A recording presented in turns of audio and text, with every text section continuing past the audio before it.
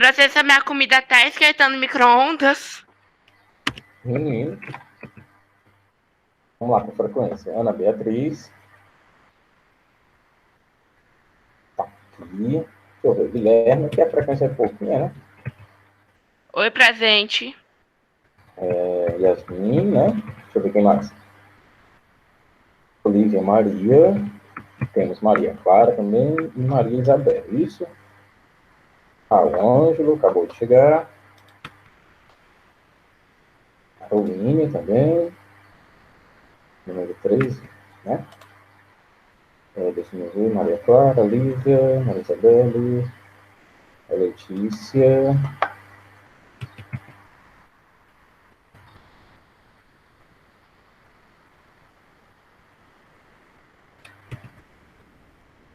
Assim, deixa eu ver mais alguém. Cecília. Número 6, Cecília. Deixa eu ver mais alguém. Milena. Milena Kelly. Prontinho. Pronto. Falta alguém colocar? Deixa eu ver. Não. Bom, tudo bem, a gente vai começar agora. Estava esperando vocês chegarem. Ô, mulher, fala não. Gatilho, isso aí, ó. Bom, vamos lá. Vamos continuar de onde nós paramos na aula passada. O que é que a gente estava vendo na aula passada mesmo, hein?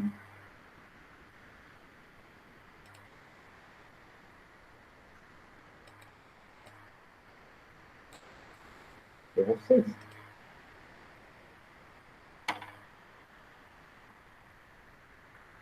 A gente está trabalhando qual gênero, pessoal?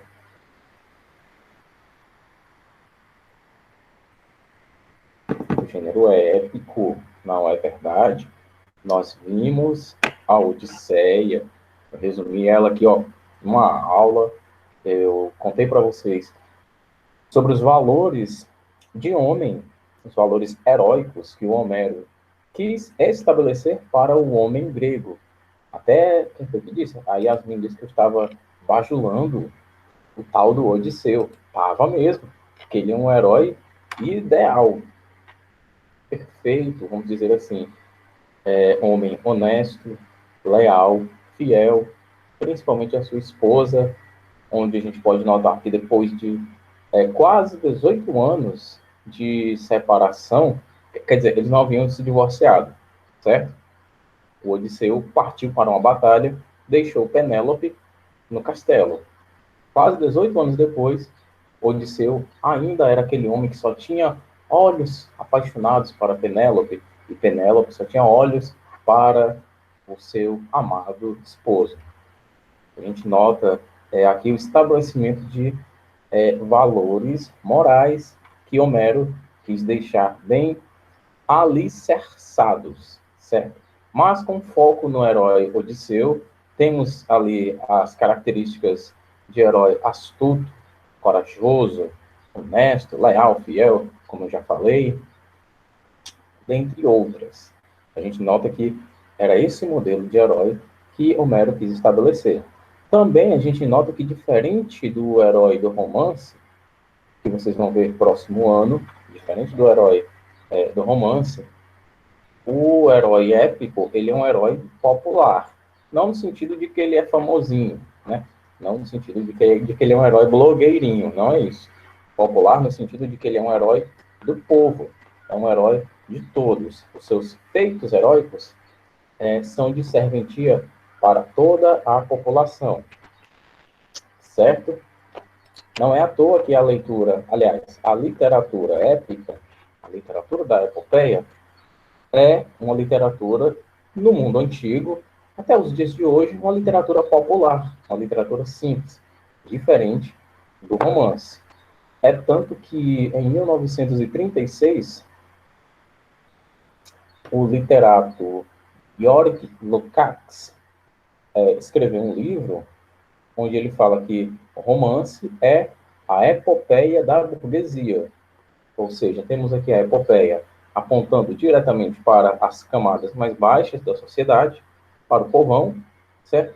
E um pouquinho acima temos o romance, que é a literatura que representa as classes médias, ou seja, a burguesia.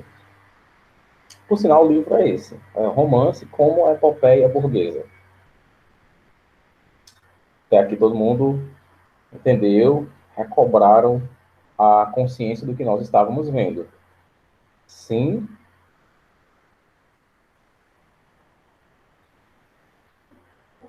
Sim ou não, pessoal? Se não tiverem... Sim, tá bem, cara. Captei a vossa mensagem. Professor, eu assisti uns vídeos também no YouTube e, tipo, umas historinhas contadas, né? Parecendo uma criança infantil, mas é para compreender melhor. Sim, tem muita adaptação dessas Isso, eu fui histórias atrás disso, entendeu? para o público infantil. Por quê? Porque é nessa idade que você nota o desenvolvimento da formação de consciência da criança, certo? Então, é muito mais proveitoso que isso seja colocado na infância desse ser humano. Por isso que existem tantas adaptações sobre essas histórias, tá bem? Tem muita adaptação infantil sobre isso. Até Basicamente porque não para dá, que... tipo, pra decorar a história toda de uma hora para outra, né? Por isso que vão começar desde pequeno. Sim, sim, verdade. Sem falar que a literatura original, pelo menos a tradução mais fiel que eu consegui encontrar, dentro de limites compreensíveis, vamos dizer assim, tem 120 páginas. Para minha pessoa, que já, vamos dizer assim, tem um couro grosso para a leitura, não é lá essas coisas, né? Mas para outras pessoas é um livro enorme. Ler 120 páginas, deixa-me ver, em uma semana, de domingo até sábado, é um trabalho quase que impossível para algumas pessoas. Claro, as pessoas têm outras ocupações. No caso de vocês, existem outras disciplinas.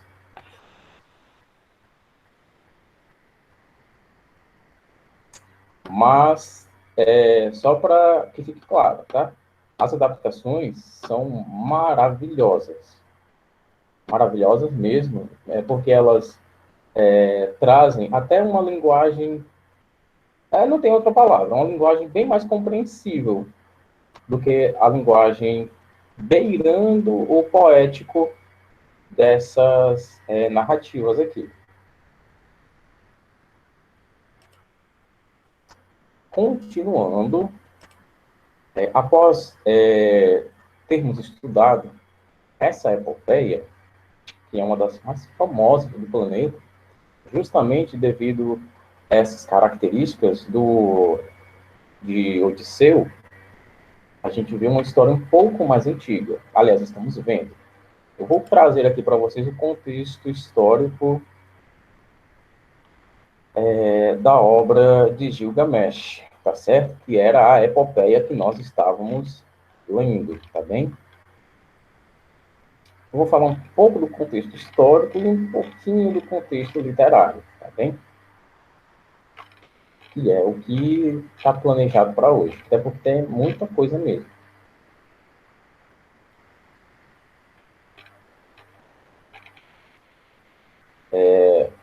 O contexto histórico, vamos lá. Deixa eu só colocar a presença de quem acabou de chegar, que no caso foi o Roger.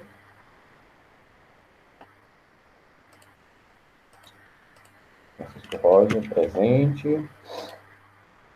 E a Carolina Ribeiro. Aliás, a Isabelle Almeida. Isabelle Almeida, pronto. Deixa eu ver se tem mais alguém. Prontinho. Atenção.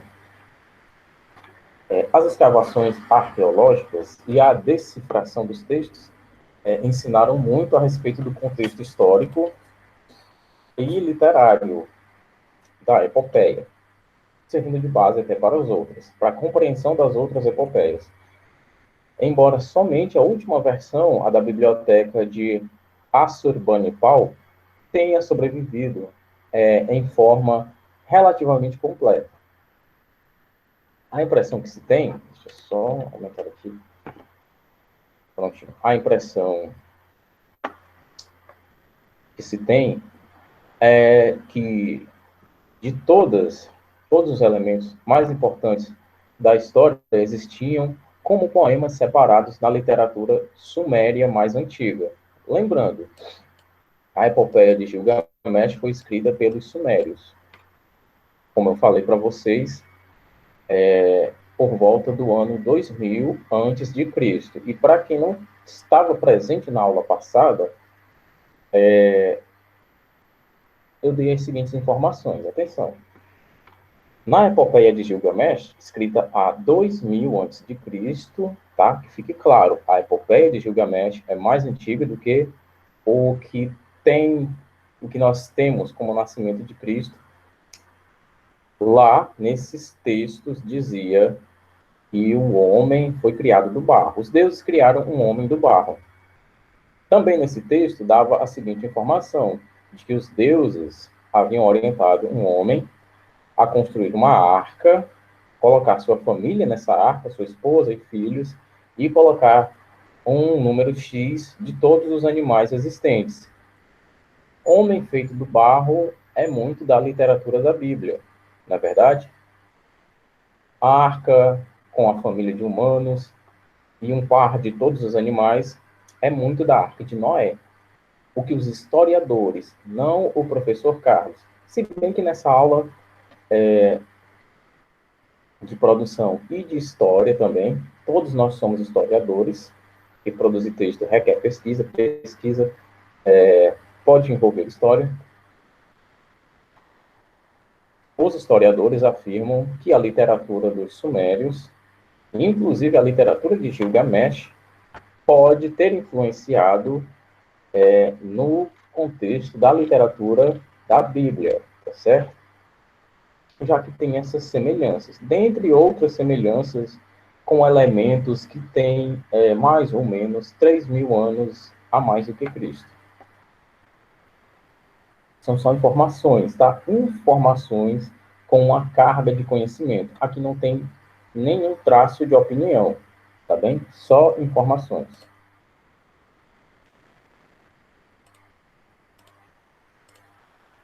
Continuando. Aqui.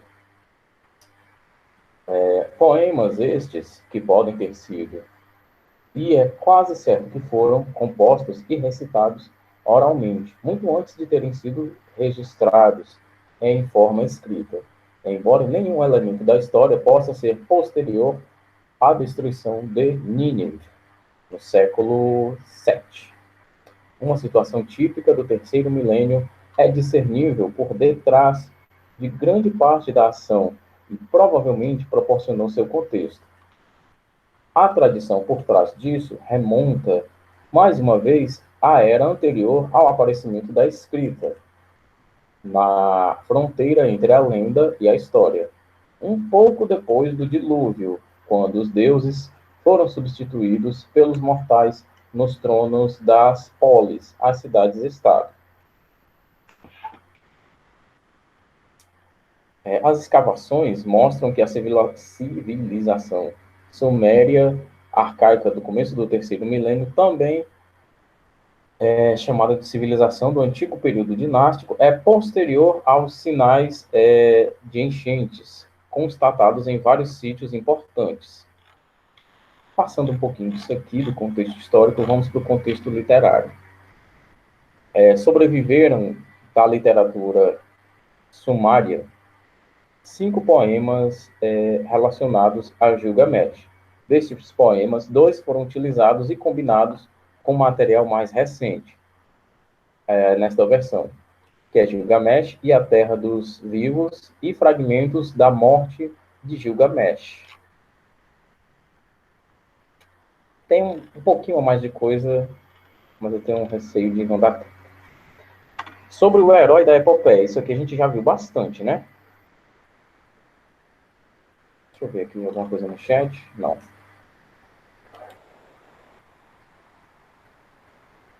As dúvidas quanto à existência de um Gilgamesh histórico não afetam seriamente a nossa fruição da epopeia. Mas, recentemente, os estudiosos conseguiram comprovar, sem sombra de dúvida, que um homem, um rei chamado Gilgamesh, viveu e reinou em Uruk, em alguma época da primeira metade do terceiro milênio. A questão se limita agora em determinar se ele viveu por volta do ano 2700 a.C. ou uns 100 anos mais tarde. E que a sua literatura foi composta bem depois, né? Em 2000 a.C.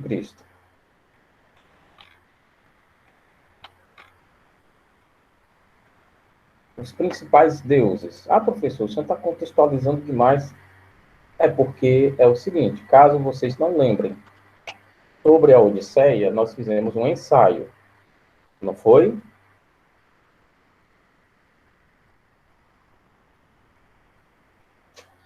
Crianças sumiram. Vamos lá. Sobre a Odisseia, sim, nós fizemos um ensaio. Sobre a obra do Gilgamesh, o que eu falei na aula passada é que eu vou querer um breve resumo sobre a obra. Então, vocês têm que ter esse contexto histórico e tudo mais em mãos, tá certo? Claro que eu vou disponibilizar esse documento aqui também.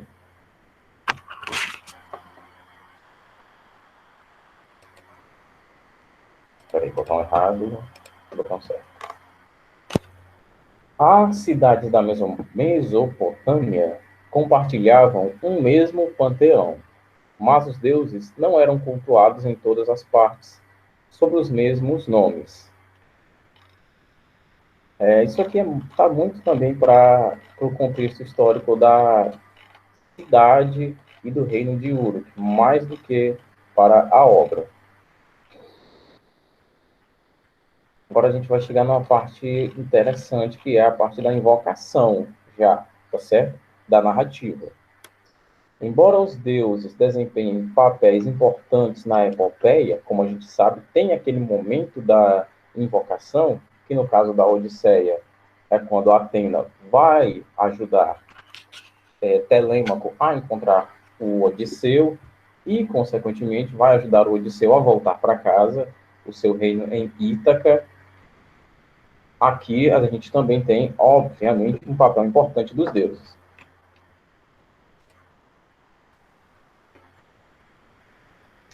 Pelo menos nas últimas versões do poema, tem esse papel importante desempenhado por eles. A epopeia parece ter sido uma obra tão secular quanto a Odisseia. A epopeia de Gilgamesh, no caso, tá?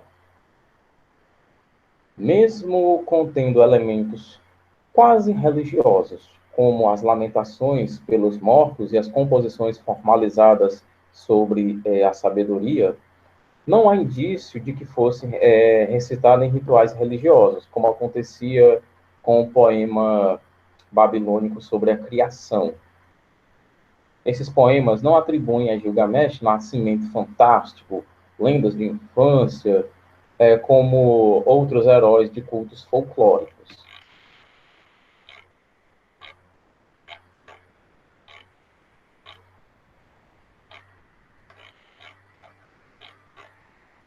Nossa, vocês estão me vendo ainda, pessoal, que deu uma travada aqui?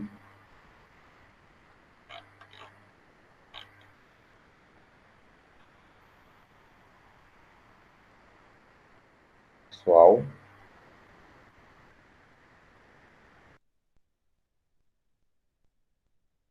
Oi, professor.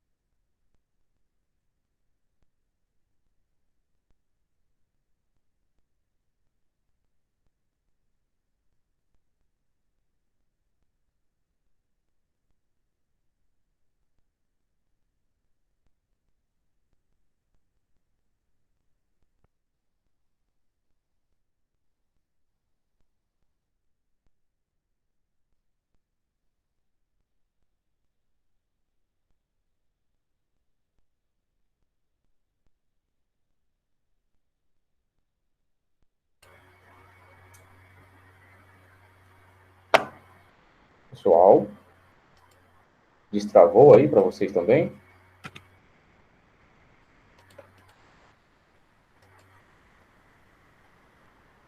Pronto, que bom. Sobre a linguagem, pessoal. Tá ok, que bom. É porque para mim tinha travado, isso às vezes acontece. Não sei por quê. Não deveria acontecer. A linguagem. A linguagem, né, em obras separadas, por um longo período, como ocorreu com essa versão da literatura da epopeia, e as mais recentes versões, é natural que haja alguma diferença na linguagem e no sentimento. Os escritores da antiguidade já se referiam à obra da epopeia como um ciclo dos contos de Gilgamesh, que é um poema de 12 cantos, né, já que ele era cantado. Algumas notas sobre a versão.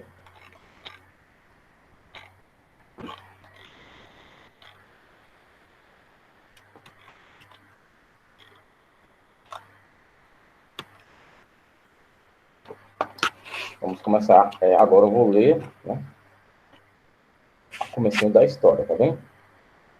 Proclamarei o prólogo, tá?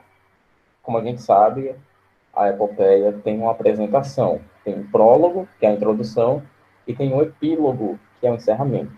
Não sei se vocês lembram. Atenção, atenção. Proclamarei ao mundo os feitos de Gilgamesh. Eis o homem para quem todas as coisas eram conhecidas. Eis o rei que percorreu as nações, aliás, do mundo. Ele era sábio, ele viu coisas misteriosas e conheceu segredos. Ele nos trouxe uma história dos dias que antecederam o dilúvio. Partiu numa longa jornada, cansou-se, exauriu-se em trabalhos, e ao retornar, descansou e gravou na pedra toda a sua história. Quando os deuses criaram Gilgamesh, opa, já vejo aqui as características, isso aqui já estou lendo a história, já estou vendo aqui as características da invocação desde o nascimento do nosso herói. O herói nasceu, não, o herói não nasceu. O herói aqui foi criado pelos deuses. Olha só, como a invocação já começou com o nascimento do Gilgamesh, diferente do Odisseu. O Odisseu estava perdido numa ilha, aprisionado por uma deusa que queria fazer dele imortal para se casar com ele, e Atena, não é assim não, vou ali ajudar esse rapaz. Quando os deuses criaram Gilgamesh, deram-lhe um corpo perfeito. Shamash, o glorioso sol, dotou-o de grande beleza. Adar, o rei da tempestade, deu-lhe coragem. Os grandes deuses tornaram sua beleza perfeita, superior à de todos os outros seres, terrível como um enorme touro selvagem. Eles o fizeram 2/3 Deus e 1/3 homem. Aqui a gente já nota o seguinte. Atenção, aqui você já nota que o Gilgamesh está bem acima da maioria dos homens. Foi feito pelos deuses, bonitão, corpo perfeito. 2/3 dele era Deus, 1/3 era homem. Aqui você já nota essa diferenciação. Claro, o herói tem que estar, aliás, acima dos outros homens normais. Como, por exemplo, o Superman, lá de 1939, se eu não me engano, quando foi publicado a primeira vez. O Superman tem superpoderes, veio de outro planeta, a altura dele é bem mais elevada do que a maioria dos homens. Ele tem um destaque, do mesmo jeito que o tal do Gilgamesh. Até aqui está todo mundo entendendo, meus queridos?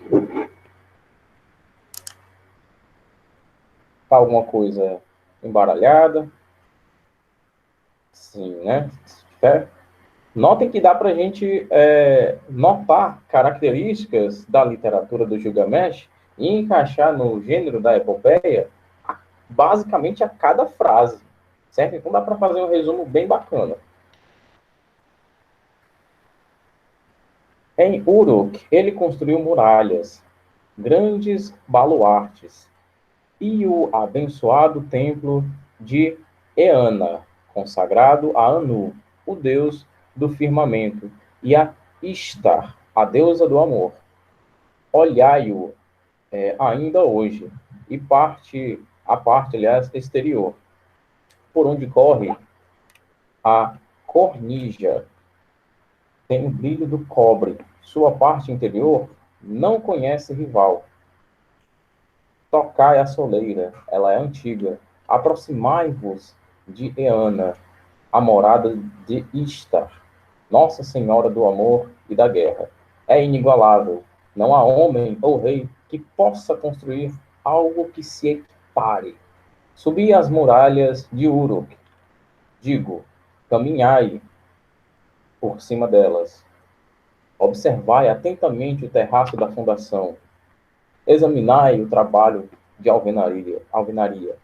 Não é feito de tijolos cozidos, e bem feito. Os 7 sábios lançaram suas fundações. Aqui foi só a apresentação do rei do Gilgamesh e do reino de Uruk. A chegada de Enkidu. Gilgamesh correu o mundo, mas até chegar a Uruk, não encontrou quem pudesse opor-se à força de seus braços.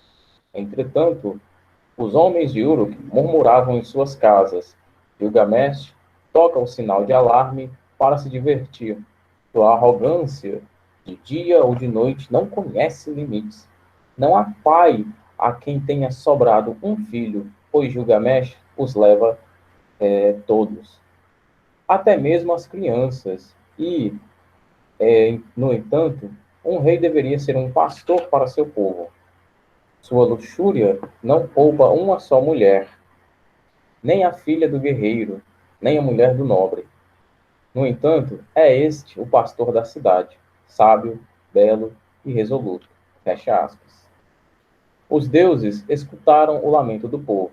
Os deuses do céu gritaram para o senhor de Uruk, para Anu, o deus de Uruk. Abre aspas. Uma deusa o fez forte como um touro selvagem. Ninguém pode opor-se à força dos seus braços. Não há pai a quem o tenha sobrado. A mesma coisa que disseram o povo, os deuses disseram a Anu. Depois de Anu ter escutado seu lamento, os deuses gritaram para Aruru, a deusa da criação.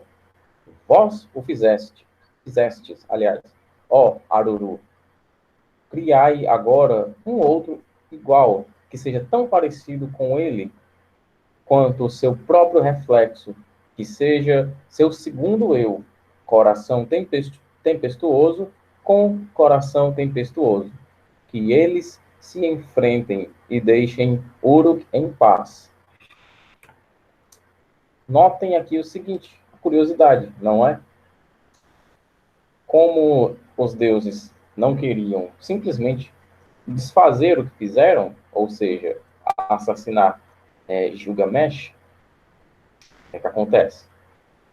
Pediram para Aruru, uma outra deusa, criasse alguém que fosse igualzinho a ele, em força, nesses dotes heróicos, para que eles se enfrentassem até a morte, claro, e deixassem a cidade em paz, já que o povo vinha sofrendo com o Gilgamesh.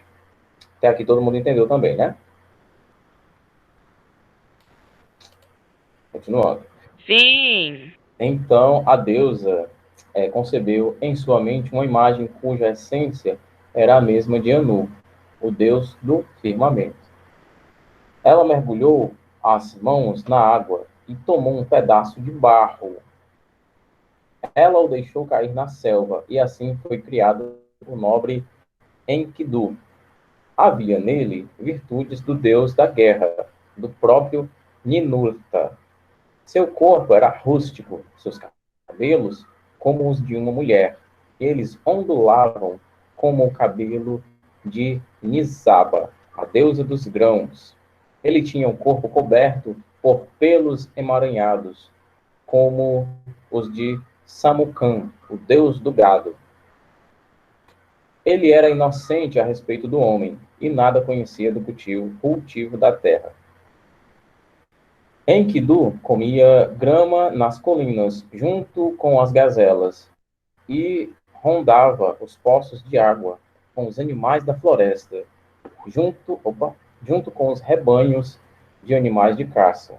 Ele se alegrava com a água, mas um dia, no poço, ele se viu frente a frente com um caçador, pois os animais de caça haviam entrado em seu território. Por 3 dias, eles se encontraram frente a frente. E o caçador se intimidou. Voltou para casa com sua caça e permaneceu mudo, paralisado de terror. Seu rosto estava alterado, como o de alguém que retorna de uma longa viagem. Com um coração cheio de pasmo, ele falou para seu pai: Pai, há um homem diferente de todos os outros, que desce das colinas. Ele é o homem mais forte do mundo. Parece um dos imortais do céu. Vagueia pelas colinas com os animais selvagens e come grama. Vagueia por tuas terras e desce até os poços d'água. Tenho medo e não ouso dele me aproximar.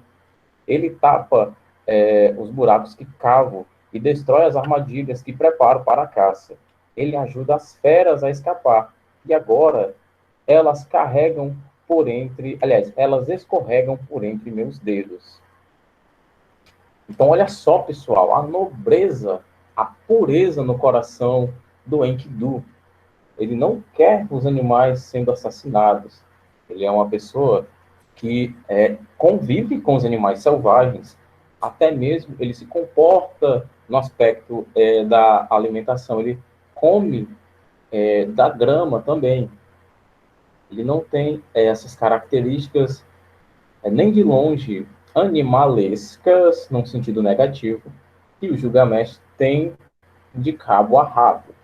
Aqui a gente já nota uma diferença abissal entre um personagem e outro. Lembrando que até agora eles têm a mesma origem. Ambos foram criados pelos deuses. Até aqui, tudo bem explicado. Ficou alguma dúvida até aqui?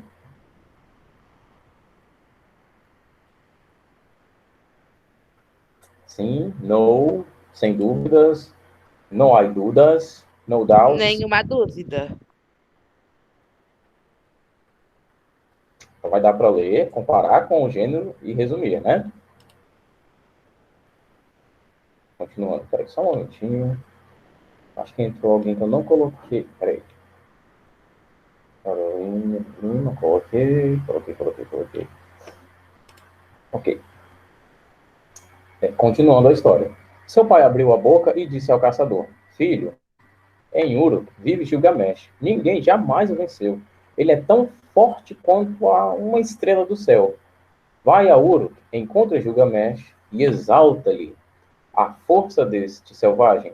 Pede-lhe que te arranje uma rameira, uma dissoluta do templo do amor.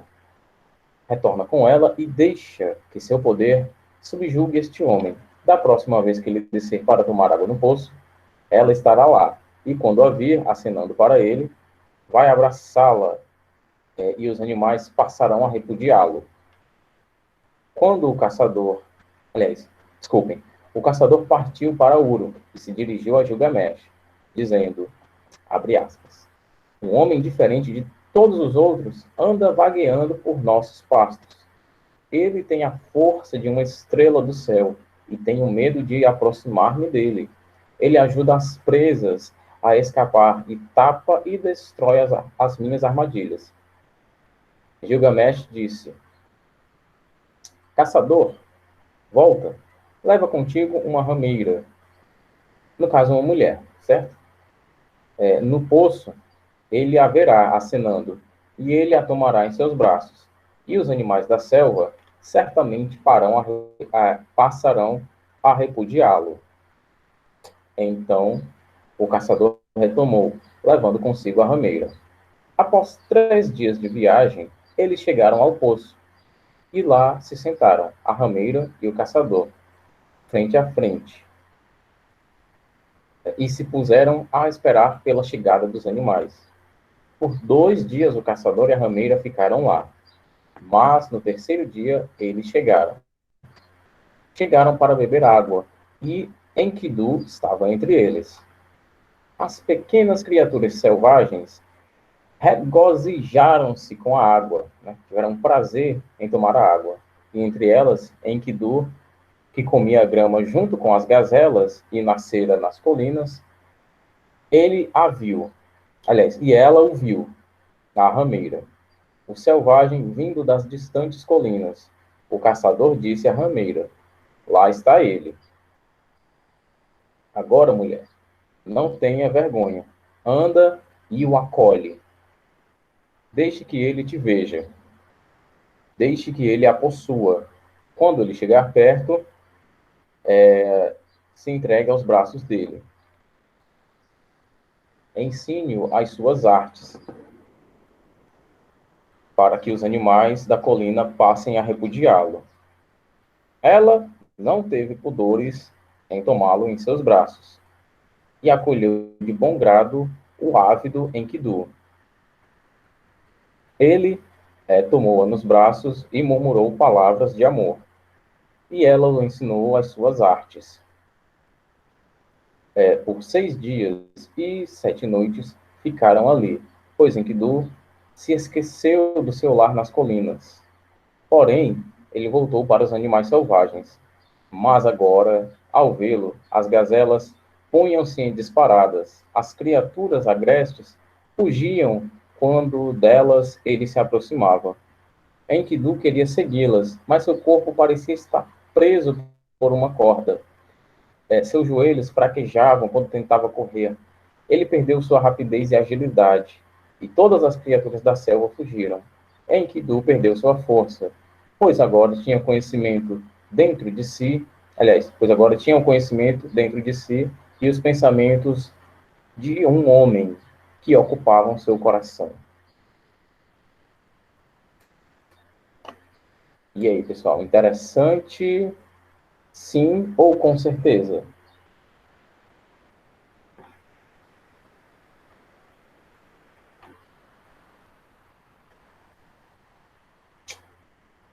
Que silêncio é esse, meu povo?